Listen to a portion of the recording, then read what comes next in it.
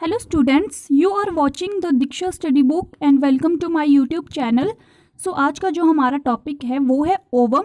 अगर आप मेरे चैनल पे नए हैं तो मैंने रिप्रोडक्टिव बायोलॉजी की एक पूरी प्लेलिस्ट बनाई है, तो आप प्लेलिस्ट में जाके चेकआउट कर सकते हैं। So let's start the topic.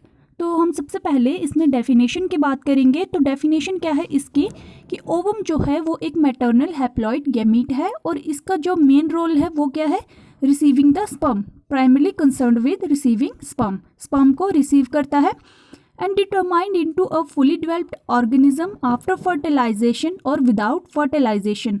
सो क्या होता है कि इसमें ऑर्गेनिज्म फुली डेवलप्ड होता है। अगर फर्टिलाइजेशन के थ्रू ऑर्गेनिज्म डेवलप हो तो उसको हम सिनगैमी बोलेंगे, और अगर विदाउट फर्टिलाइजेशन ऑर्गेनिज्म डेवलप्ड होता है तो उसको हम पार्थेनोजेनेसिस बोलते हैं। ठीक है, आप अगर फर्टिलाइजेशन हो तो सिनगैमी और अगर फर्टिलाइजेशन ना हो तो parthenogenesis. It is genetically programmed. तो ये क्या है, ये जेनेटिकली प्रोग्राम्ड है।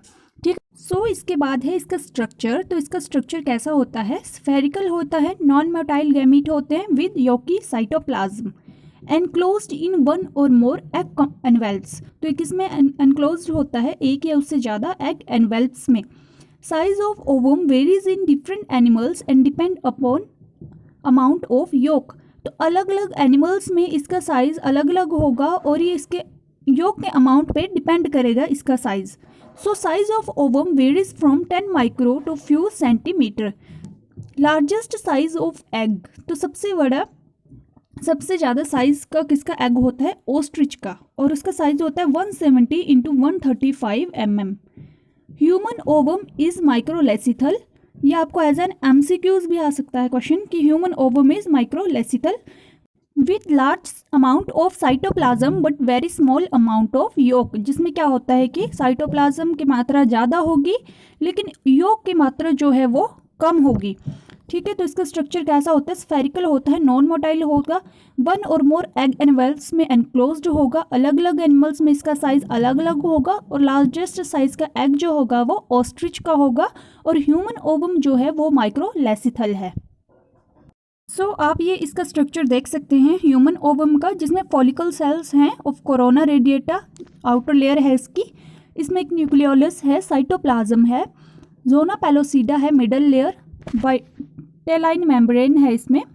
सो क्या होता है कि nucleus of ovum is large. तो ओवम का जो न्यूक्लियस होगा वो लार्ज होता है, ब्लॉटेड होता है विथ न्यूक्लियोप्लाज्म के साथ थोड़ा सा फूला हुआ, and known as germinal vesicle, जिसको हम जर्मिनल वेसिकल्स बोलते हैं।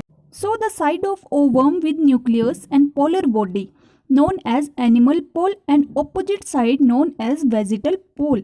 तो आप इसके स्ट्रक्चर में देखिए कि जो न्यूक्लियस है ओवम का वो थोड़ा सा झुका हुआ है, नीचे की तरफ को है। ठीक है, तो ये क्या है, जो पोलर बॉडी की साइड है उसको हम बोलेंगे एनिमल पोल, और जिस साइड बहुत ज़्यादा स्पेस आप देख रहे हैं उसको हम बोलेंगे वेजिटल पोल, मतलब ऑपोजिट साइड को हम बोलेंगे वेजिटल पोल। जो न्यूक्लियस है उसका जो साइज, मतलब जो न्यूक्लियस है उसकी जो साइड है वो पोलर बॉडी की साइड है, पोलर बॉडी की तरफ है, तो उसको हम बोलेंगे एनिमल पोल, और जो ऑपोजिट साइड है इसकी उसको हम बोलेंगे वेजिटल पोल।